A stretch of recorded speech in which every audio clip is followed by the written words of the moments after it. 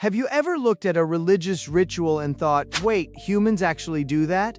These are some of the strangest religious practices from around the world. 1. Snake handling. Imagine going to church and instead of receiving a hymn book, someone hands you a rattlesnake. Welcome to snake handling. This practice is found in some Pentecostal Christian groups, mainly in parts of the United States. Followers handle venomous snakes during worship as a demonstration of faith. Why? It comes from a biblical passage in the book of Mark, which says believers will be able to handle serpents without harm. Basically, if your faith is strong enough, this snake is just an angry shoelace. Of course, biology is less impressed by confidence. Venom still works, which is why this practice has led to many injuries and deaths. Turns out snakes do not care about your theology, too. Head shaving hair is often seen as a symbol of beauty, identity, and ego. So naturally, some religions said, yeah, let's remove that. Head shaving is common in Buddhism, Hinduism, and some monastic Christian traditions. Monks shave their heads as a symbol of humility, detachment, and renunciation of vanity. In some Hindu temples, devotees also shave their heads as an offering to God. It's basically spiritual decluttering. Minimalism, but for your scalp. No hair, no styling, no bad hair days. A surprisingly efficient system. 3. Sky burial. This one is not for the squeamish. In Tibetan Buddhism, some communities practice sky burial. Instead of burial or cremation, a deceased body is placed on a mountain and offered to vultures. Yes, literally. Why? Buddhists view the body as an empty vessel after death. So rather than preserving it, they return it to nature. It's practical, symbolic, and environmentally efficient. Zero emissions, no coffin expenses, just very committed recycling. Not exactly what most people picture when they hear final resting place, more like final buffet. 4. Walking on fire. At some religious festivals, devotees walk barefoot across burning hot coals. Firewalking appears in Hindu traditions and some cultural rituals around the world. Participants believe the act symbolizes purification, devotion, courage, or divine protection, and surprisingly, many people do it without injury. This is partly due to physics.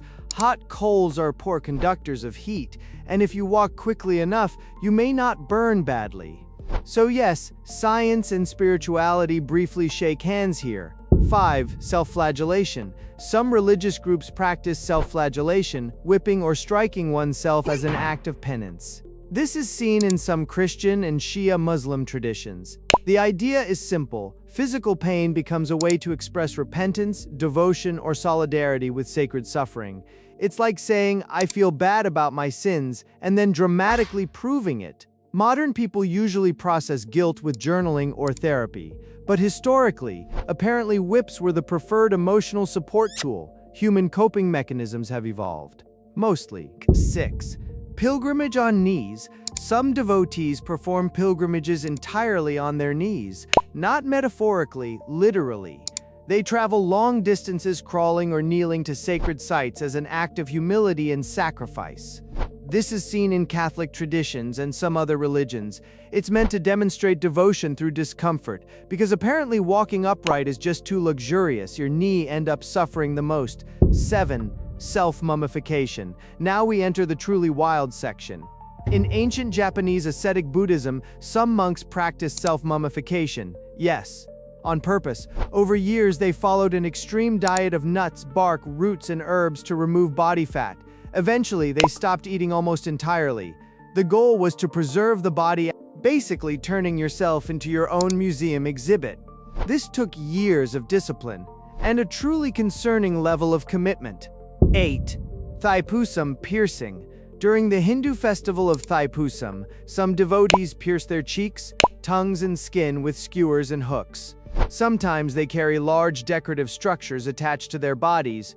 Why? To fulfill vows, seek blessings, or express devotion to Lord Murugan. Participants often report entering trance-like states and feeling little pain, which sounds spiritually profound, and also mildly terrifying. It's devotion on hard mode. 9. Sleeping with corpses. Some forms of tantric practice historically involved meditating or sleeping near corpses.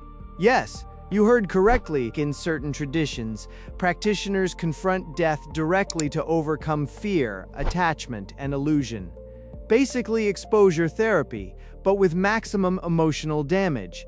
The goal is to understand impermanence and transcend fear, a noble objective, a deeply unsettling method. 10.